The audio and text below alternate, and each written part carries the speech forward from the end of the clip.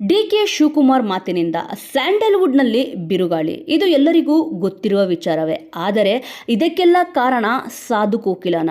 ಈ ಒಂದು ವಿಚಾರ ಸಿಕ್ಕಾಪಟ್ಟೆ ಸದ್ದು ಮಾಡ್ತಿದೆ. ಬೆಂಗಳೂರು ಅಂತಾರಾಷ್ಟ್ರೀಯ ಚಲನಚಿತ್ರೋತ್ಸವದಲ್ಲಿ ಡಿ.ಕೆ. ಶಿವಕುಮಾರ್ ಅವರ ಮಾತುಗಳು ವಿವಾದಕ್ಕೆ ಕಾರಣವಾಗಿದೆ. ಸಾಧು ಕೋಕಿಲ ಅವರಿಗೆ ಅಕಾಡೆಮಿ ಅಧ್ಯಕ್ಷ ಸ್ಥಾನ ನೀಡಿದರ ಬಗ್ಗೆ ಡಿ.ಕೆ.ಶಿ ಹೇಳಿಕೆಗಳು ಸಿಕ್ಕಾಪಟ್ಟೆ ಸದ್ದು ಮಾಡುತ್ತಿದೆ. ಬೆಂಗಳೂರು ಅಂತಾರಾಷ್ಟ್ರೀಯ ಚಲನಚಿತ್ರೋತ್ಸವದ ವೇದಿಕೆಯ ಮೇಲೆ ಉಪಮುಖ್ಯಮಂತ್ರಿ ಡಿ.ಕೆ. ಶಿವಕುಮಾರ್ ಆಡಿದ ಮಾತುಗಳು ಕನ್ನಡ ಸಿನಿಮಾ ರಂಗದಲ್ಲಿ ಬಿರುಗಾಳಿ ಎಬ್ಬಿಸಿದೆ.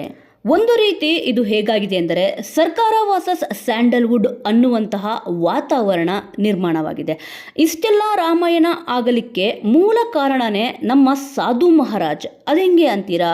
ಈ ಸ್ಟೋರಿನ ಸಂಪೂರ್ಣವಾಗಿ ನೋಡಿ. Cinema industry nut bolt DK. Shivakumar ಅವರ ಕೈಗೆ ಕೊಟ್ರ ಸಾಧು ಕೋಕಿಲ.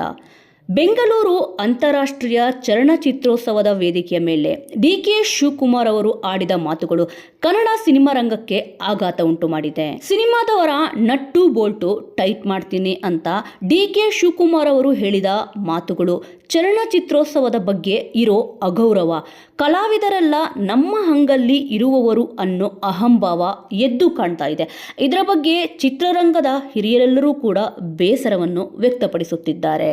ಇನ್ನು ಒಂದು ಕಾಲದಲ್ಲಿ ಯಾರೇ ಸಿಎಂ ಆದರೂ ಕೂಡ ಡಾಕ್ಟರ್ ರಾಜ್ಕುಮಾರ್ ಅವರ ಮನೆಗೆ ಫಿಲಂ ಚೇಂಬರ್ಗೆ ಭೇಟಿ ಕೊಟ್ಟು ನಿಮ್ಮ ಸಹಕಾರ ನಮ್ಮೊಡನೆ ಇರಲಿ ಅಂತ ಕೇಳ್ಕೊಳ್ತಾ ಇದ್ರು. ಆದರೆ ಇವತ್ತು ನಿಮ್ಮ ಶೂಟಿಂಗ್ ನಿಲ್ಲಿಸ್ತೀನಿ, ನಟ್ಟು ಬೋಲ್ಟು ಟೈಟ್ ಮಾಡ್ತೀನಿ ಅನ್ನೋ ಕಾಲ ಬಂದಿದೆ.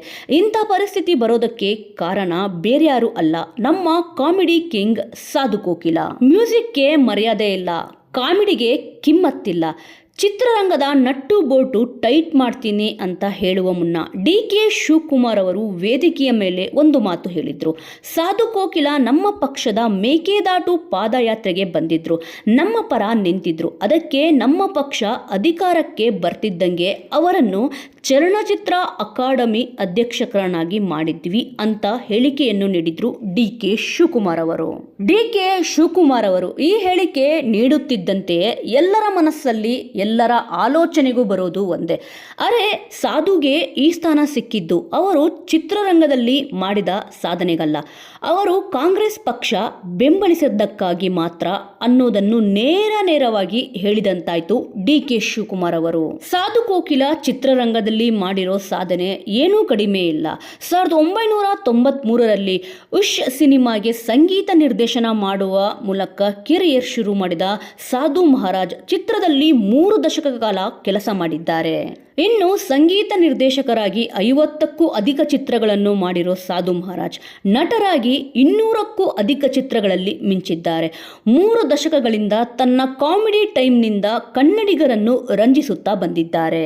ಹಾಗೂ ಸಾಧು ಕೋಕಿಲ ಅವರು 10ಕ್ಕಿಂತ ಅಧಿಕ ಸಿನಿಮಾಗಳನ್ನು ನಿರ್ದೇಶನ ಕೂಡ ಮಾಡಿದ್ದಾರೆ. ಕನ್ನಡ ಚಿತ್ರರಂಗ ಕಂಡ ಬಹುಮುಖ್ಯ ಪ್ರತಿಭೆ ಸಾಧು ಕೋಕಿಲ. ಇವರ ಪ್ರತಿಭೆ ಬಗ್ಗೆ 2 ಮಾತೇ ಇಲ್ಲ. ಸಾಧು ಕೋಕಿಲ ಸಾಧನೆ ಗುರುತಿಸಿ ಅವರಿಗೆ ಗಂಗೂಬಾಯಿ ಹಾನಗಲ್ ಸಂಗೀತ ಮತ್ತು ಪ್ರದರ್ಶಕ ಕಲೆಗಳ ವಿಶ್ವವಿದ್ಯಾಲಯದಿಂದ ಡಾಕ್ಟರೇಟ್ ಕೂಡ ಲಭಿಸಿದೆ.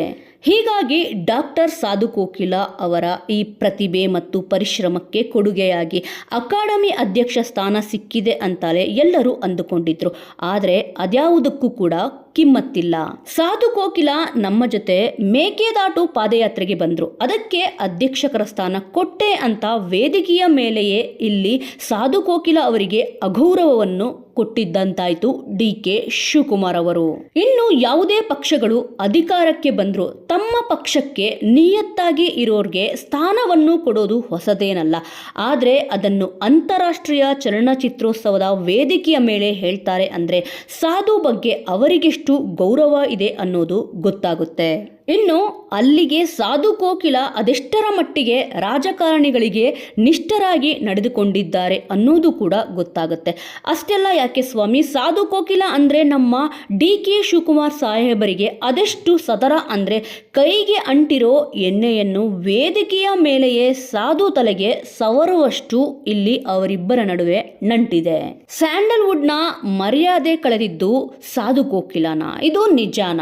ಅಸಲಿಗೆ ಡಿ.ಕೆ. ಶಿವಕುಮಾರ್ ಶಿವಕುಮಾರ್ ಅವರು ಚಿತ್ರರಂಗದ ನಟ್ಟು ಬೋಲ್ಟು ಟೈಟ್ ಮಾಡ್ತೀನಿ ಅಂದಿದ್ದು ಇಡೀ ಚಿತ್ರರಂಗಕ್ಕೆ ಅಗೌರವ ಮಾಡಿದಂತೆ ಆಗಿದೆ. ಡಿ.ಕೆ. ಶಿವಕುಮಾರ್ ಮಾತುಗಳನ್ನು ಸಮರ್ಥಿಸಿಕೊಂಡು ಅನೇಕರು ನಮ್ಮ ಸ್ಯಾಂಡಲ್ವುಡ್ ತಾರೆಯರ ಮೇಲೆ ಹರಿಹಾಯ್ತಾ ಇದ್ದಾರೆ.